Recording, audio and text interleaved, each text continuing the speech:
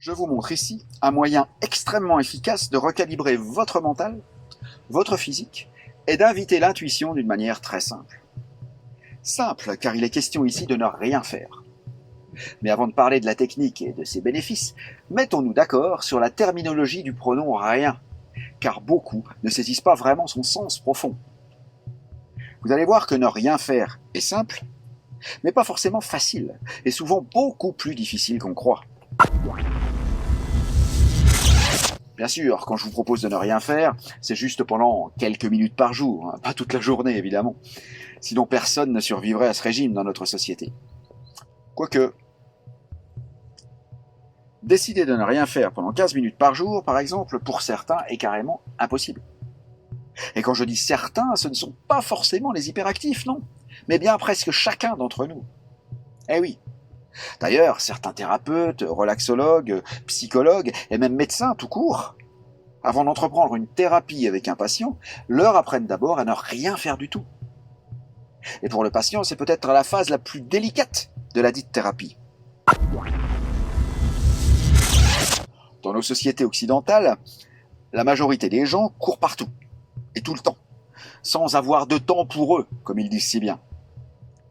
D'autres courent un peu moins, soit, s'occupent, s'octroient des loisirs, donc passent le temps. D'autres ne courent nulle part, sont considérés comme fainéants par leurs pairs, lesquels pensent, à tort, qu'ils aiment ne rien faire, mais qui, en fait, passent leur temps à faire des choses, mais inutiles, voire nocives, pour eux-mêmes ou les autres.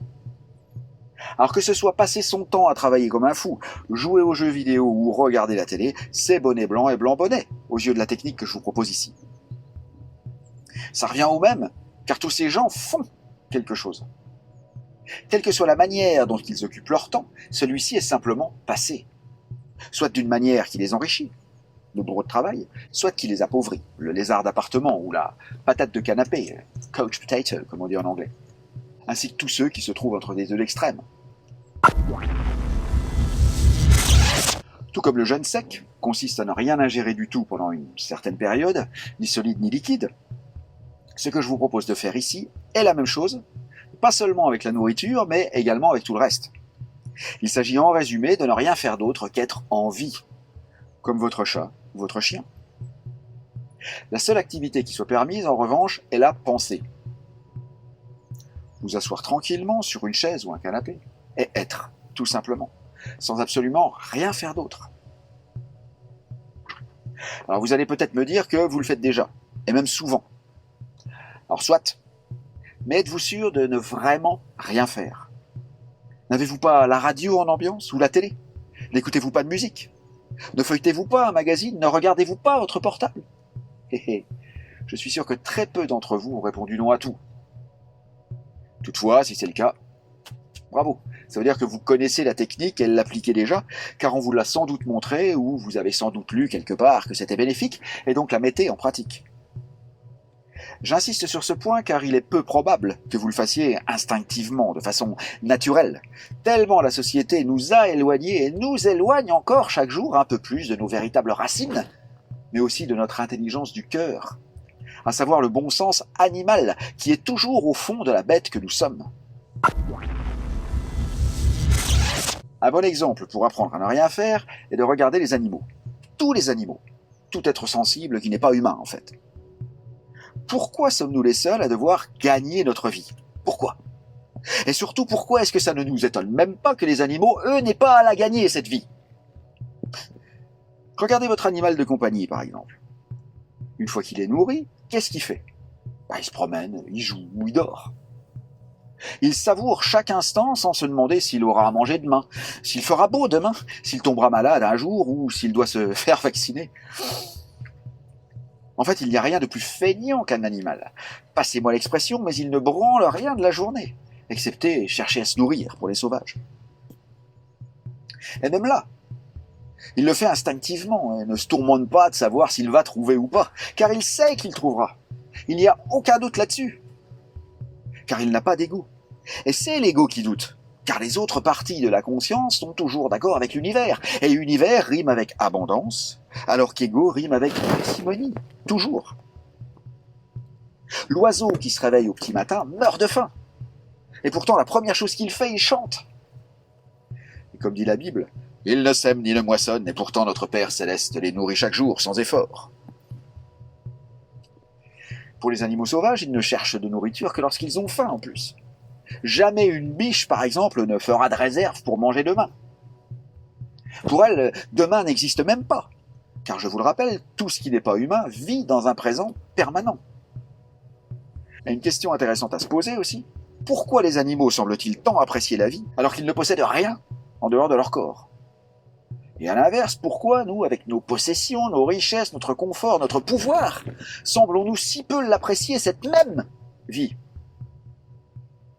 Et ce temps que l'on ne rattrape jamais, gaspillé à courir après les chimères, et qui ne servira pour beaucoup, au final, qu'à faire d'eux les plus riches du cimetière?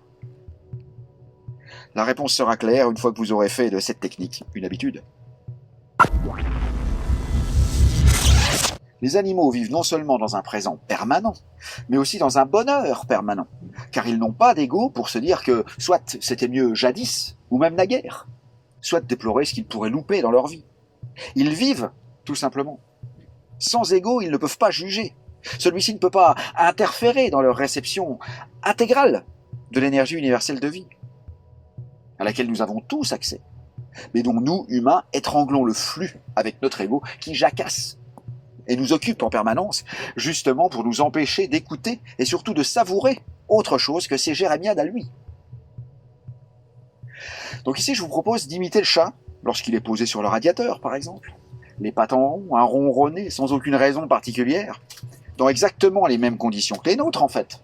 Circonstances qui pourraient nous faire autant de bien qu'à lui, mais que nous sommes incapables de savourer, car il nous faut toujours penser à ceci, à cela, de préférence en se faisant du souci, bien évidemment. Ou bien de faire ceci ou cela pour éviter de penser, justement. Nous partageons le même confort que le chat, alors que lui sait l'apprécier, et pas nous. Donc imitons-le, afin d'ouvrir les mêmes portes que chez lui, pouvoir jouir de la même énergie divine, afin de ronronner aussi, si je puis dire.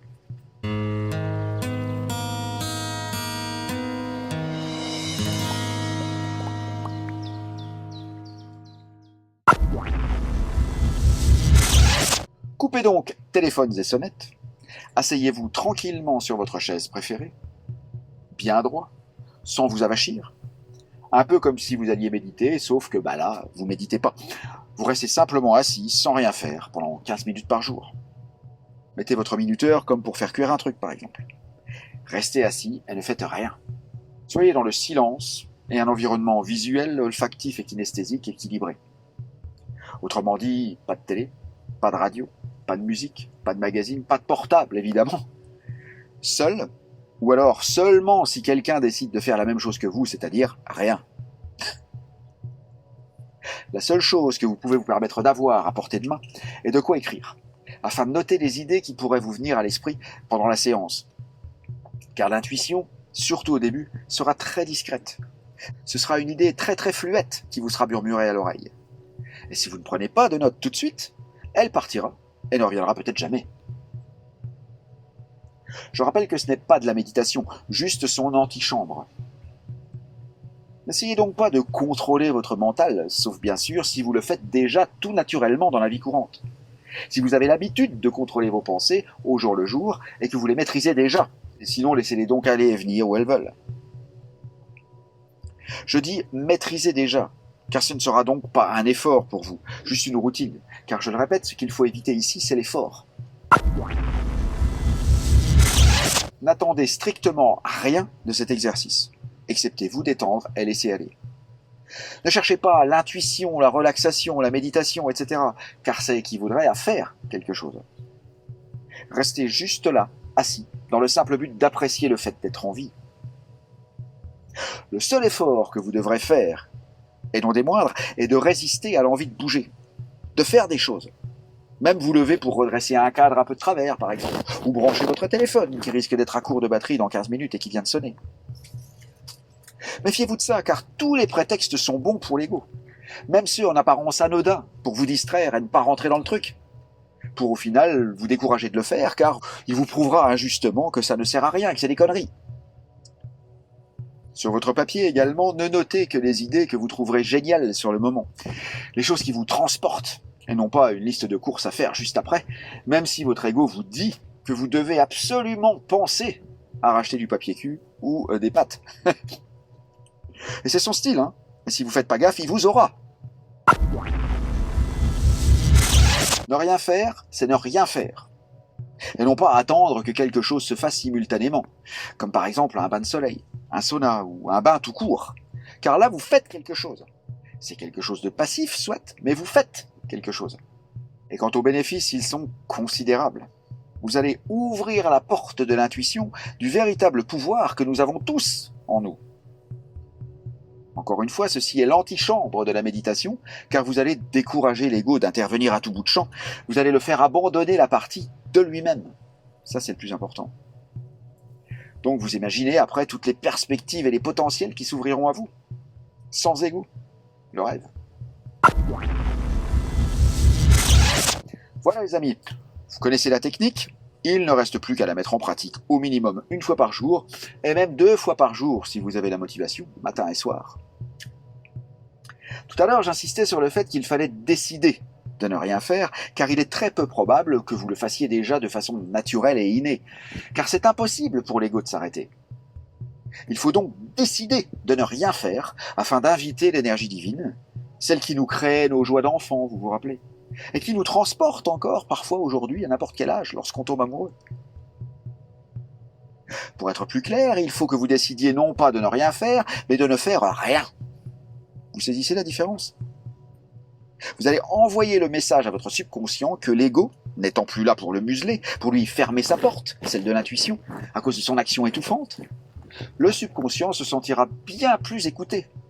Et donc, comme n'importe quelle personne sensée, sera beaucoup plus motivée pour vous envoyer la bonne idée au bon moment, pour résoudre un problème que votre ego considérait comme insoluble, par exemple, ou bien matérialiser quelque chose qu'il pensait impossible.